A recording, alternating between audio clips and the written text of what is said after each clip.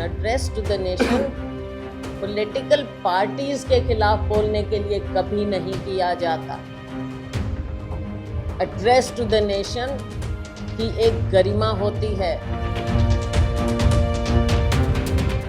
जो इनका एक मेन कैरेक्टरिस्टिक है, हाथी के दांत दिखाने के और खाने के और।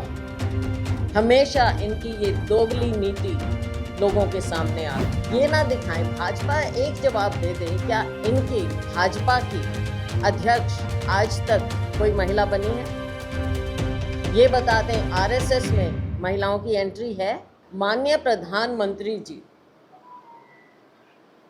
एड्रेस टू द नेशन करते हैं, क्या मीडिया के सामने नहीं आ सकते थे? क्या प्रेस कॉन्फ्रेंस नहीं कर सकते थे माननीय प्रधानमंत्री जी? अगर बिल आपका गिरा है, जो कि आप जानते थे कि ये बिल गिरेगा, आपने कभी बात नहीं की ऑपोजिशन लीडर्स से। लास्ट डे तक, एक दिन पहले आप नए बिल का प्रारूप दे रहे हैं। कौन सी ऑपोजिशन इस बात को मान सकती है? कोई भी पॉलिटिकल पार्टी या देश पब्लिक डोमेन में किसी को मालूम है ये बिल क्या है, इसकी क्या रिपरकशंस है, इसका क्या मायने है, क्या क्लॉजेज हैं? एक दिन पहले आप बिल देते हैं और फिर कहते हैं कि विपक्ष साथ नहीं दे रहा। और आप address to the nation political parties के खिलाफ बोलने के लिए कभी नहीं किया जाता।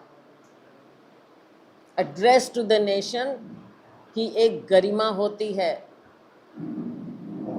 जब प्रधानमंत्री या राष्ट्रपति जी एड्रेस टू द नेशन करते हैं। आप सब समझते हैं, हिस्टोरिकली आपने देखा है, एक गरिमा रही है एड्रेस टू द नेशन की। ऐसे ऑपोजिशन के ऊपर आप उंगली उठाने के लिए एड्रेस टू द नेशन करते हैं? क्या हो रहा है इस देश को? क्या हो रहा है ऐसी पॉलिटिक्स को कि आप केवल ऑपोजिशन को फिक्स करने, राजनीति जानते हुए आपने बात नहीं की? आपके सामने कुछ भी कहें। कब इन्होंने ऑपोजिशन से बात किया? ग्रुप्स में बुला के एक दो बात कर दी, लेकिन आपने ये नहीं कहा कि हम क्या लाने जा रहे हैं। यकायक आप, और ज़रूरत क्या थी, आप ये भी बताइए मीडिया के मेरे साथियों। जब 5 स्टेट्स में इलेक्शन चल रहा है, उसके बीच में स्पेशल सेशन, इसका भी क्या मायने है? क्या दिखा रहे हैं आप?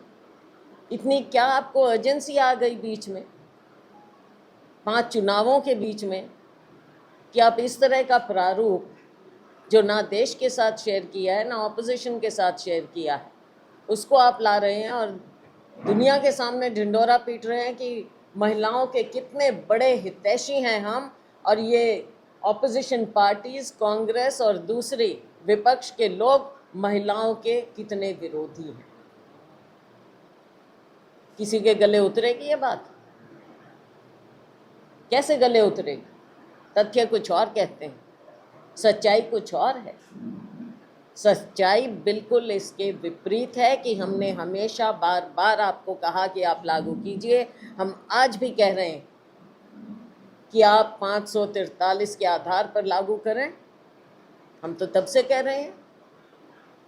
एक और बात, एक और पहलू, आप ये देखिए कि 23 में ये पास हुआ कानून महिला आरक्षण का।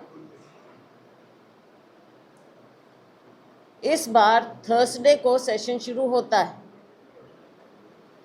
थर्सडे की रात को 9:55 पर आप 23 का कानून नोटिफाई करते हैं। अब 23 की रात, थर्सडे की रात को, 16 की रात को जब सेशन शुरू हो जाता है, तब आप पिछला कानून नोटिफाई करते हैं जिसको आप अमेंड करना चाह रहे हैं। और उस कानून में, कानून की प्रति आपने देखी होगी, उसमें कहाँ लिखा है 50% आप इंक्रीज कर रहे हैं? आप बातों ही बातों में लोगों को दिखा रहे हैं। कहाँ लिखा है उसमें? उस एक्ट में कहाँ है?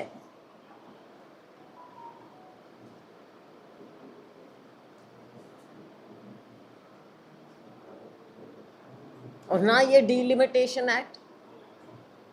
ये आप चाहते क्या हैं, दिखाते क्या हैं? भाजपा की जो इनका एक मेन कैरेक्टरिस्टिक है, हाथी के दांत दिखाने के और खाने के और।